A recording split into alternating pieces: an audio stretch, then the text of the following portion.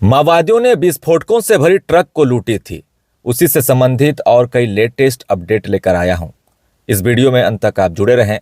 आज आपको उस लूटकांड के संबंध में कई अहम जानकारी देने वाला हूं। जैसा कि आपको मैंने पिछले वीडियो में बताया था कि झारखंड ओडिशा बॉर्डर में कुछ हथियारबंद नक्सलियों ने विस्फोटकों से भरी ट्रक को बंदूक के बल पर अपने कब्जे में लेकर सारंडा के घने जंगलों की तरफ लेकर चले गए थे, जिसके बाद से पुलिस जांच में जुटी हुई थी और सुरक्षा बलों की ज्वाइंट टीम बनाकर सारंडा के इलाकों में सर्च ऑपरेशन चलाए जा रहे थे। अब आपको मैं मैप के माध्यम से दिखा रहा हूं कि झारखंड ओडिशा बॉर्डर में स्थित केवलांग थाना क्षेत्र के इसी बांको इलाके में ये लूट की घटना हुई है। इस बांको में नीरज पांडे नाम का व्यक्ति का एक पत्थर खदान है। बांको से मात्र 2 से 3 किलोमीटर की दूरी में सारंडा का वो घना जंगल शुरू होता है जहां माओवादियों का ठिकाना है। बांको से करीब नजदीक में बिटकिल सोय और तिरिलपोसी गांव है, जहां पर पूर्व में माओवादियों की गतिविधि काफी ज्यादा देखने को मिली है और कई नक्सली घटनाओं को अंजाम भी उस बिटकिल सोय और तिरिलपोसी इलाके में दिया जा चुका है। यानी कि माओवादियों का वो कोर इलाका है। ऐसे में जब 9:30 बजे से 10 बजे के आसपास रात में विस्फोटकों से लदी ट्रक को देवनाथ टोपो नाम का ड्राइवर बांको पत्थर खदान लेकर आया, जहां गाड़ी से सभी विस्फोटकों को उतारा गया था। फिर वहां 4 नक्सली आए, जहां हथियार के बल पर फिर से सभी जिलेटिन को ट्रक में लोड करवाया गया। फिर ड्राइवर को कब्जे में लेकर पूरी ट्रक को सारंडा जंगल की तरफ नक्सली लेकर चले गए।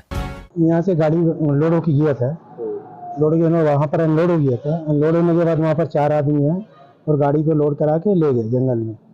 सर वहाँ जो सर लोग बोल रहे हो झारखंड बॉर्डर सटा हुआ, झारखंड के होंगे। सर लोग भी स्पॉट में गए थे, जहाँ उतारा वहाँ अंदर भी घुसे थे, तो सर को लिए कुछ दिखा नहीं। यानी कहीं ना कहीं ट्रक को उसी बिटकिल सोय इलाके की तरफ लेकर माओवादी जो है वो गए होंगे। ड्राइवर ने बताया कि सभी लोग हिंदी में बात कर रहे थे। ड्राइवर को वहां पर किसी प्रकार का नुकसान नहीं पहुंचाया गया। एक ऐसे जगह पर ट्रक को रुकवाया गया जहां पर जंगल का एक अंतिम छोर था और फिर वो जंगल की तरफ चले गए। इस पूरे मामले को लेकर आपको बता दें कि बांको जो पत्थर खदान है, मालिक जिसका नाम नीरज पांडे और ड्राइवर जो है उससे पूछताछ पुलिस के द्वारा की जा रही है। वहीं आज गुरुवार को NIA national investigation agency team Rourkela पहुंची, जहां वो पूरे इस मामले की अब जांच में जो है वो जुटे हुए हैं। हाँ, इस घटना को लेकर के NIA की एक टीम आई हुई है। वो भी इस घटना के बारे में जानकारी इकट्ठी कर रहे हैं और जो भी डिस्ट्रिक्ट पुलिस की तरफ से वो सहयोग अपेक्षित है उनके द्वारा हम लोग उस सहयोग को प्रदान कर रहे हैं। Thank you. वहीं आपको बता दें कि DGP YB खुरानिया मंगलवार को राउरकेला पहुंचे थे, जहां सूत्रों ने कहा कि उन्होंने वरिष्ठ अधिकारियों से ऐसे स्थानों पर पत्थर खदानों का सुरक्षा ऑडिट करने का भी निर्देश दिया है। वहीं जिलेटिन सप्लाई करने वाले गोदाम को पुलिस ने कल ही सील कर दिया है। जिस सारंडा का इलाका बांको पत्थर खदान के नजदीक है, वो बिटकिल सोय और तिरिलपोसी इलाका कितना खतरनाक रहा है, चलिए जानते हैं। बिटकिल सोय इलाके में साल 2002 के दिसंबर 17 तारीख को एक वनकर्मी लुथर तिर्की की हत्या नक्सलियों ने की। उसी दिन बिटकिल सोय के ही मुंडा जीवन मसीह भुइयां को पुलिस मुखबिर बताकर गला रेत कर उसकी हत्या कर दी गई थी और पूरे शरीर को जला भी दिया गया था। वहीं 20 दिसंबर को जब 60 की संख्या में पुलिस बल के जवान कई गाड़ियों में सवार होकर बिटकिल सोय गांव जा रहे थे, तभी रास्ते में पहले से बिछाए बम को विस्फोट कर माओवादियों ने कई गाड़ियों को उड़ा दिया था। बताया जाता है कि 5 बम धमाके हुए थे। बम की तीव्रता जो है वो ज़्यादा नहीं थी, उसमें कई गाड़ियां विस्फोट के कारण जो है डैमेज हो चुके थे। जवान गाड़ियों से उतरकर पोजीशन लेकर ताबड़तोड़ फायरिंग करना शुरू करते हैं और नक्सलियों ने भी गोलीबारी जमकर वहां पर की थी। और यह मुठभेड़ में अगर हम बात करें तो 14 पुलिसकर्मी शहीद हो गए थे और 4 ड्राइवर की भी मौत हो गई थी। यह पूरा मुठभेड़ 2 घंटे तक चला था। इसी साल जनवरी में 7 साल की एक मासूम बच्ची सनियारो गागराई माओवादियों के लगाए गए विस्फोट की चपेट में आकर तिरिलपोसी जंगल में उसकी मौत हो गई थी। वो भी काफ़ी दर्दनाक मौत हुई थी। आपको बता दें कि माओवादियों का सेफ जोन और उनका गढ़ तुलकोबा, तिलपोसी, बलिबा, कोदलीबाद इलाका रहा है। ऐसे में इस विस्फोटक लूट पर कई तरह के सवाल खड़े हो रहे हैं। पहला सवाल तो ये है कि रात में ही क्यों उस विस्फोटक सामग्री को जो है बांको लाया जा रहा था, और कितने दिनों से जो है इस लूटकांड को अंजाम देने के लिए नक्सलियों ने तैयारी की थी। ये सारा लूटकांड तब देखने को मिल रहा है जब नक्सल ऑपरेशन तेज है और नक्सली सीमित दायरे में काफी सिमट चुके हैं।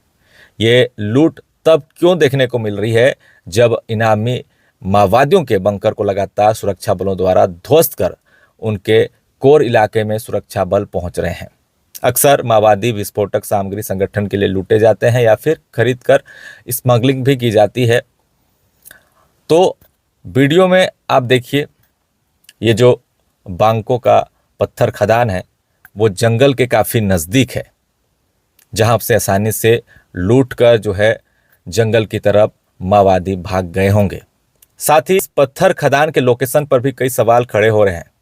अब जांच के बाद ये स्पष्ट हो पाएगा कि इस लूट कांड में कौन कौन शामिल है और कौन है अपराधी।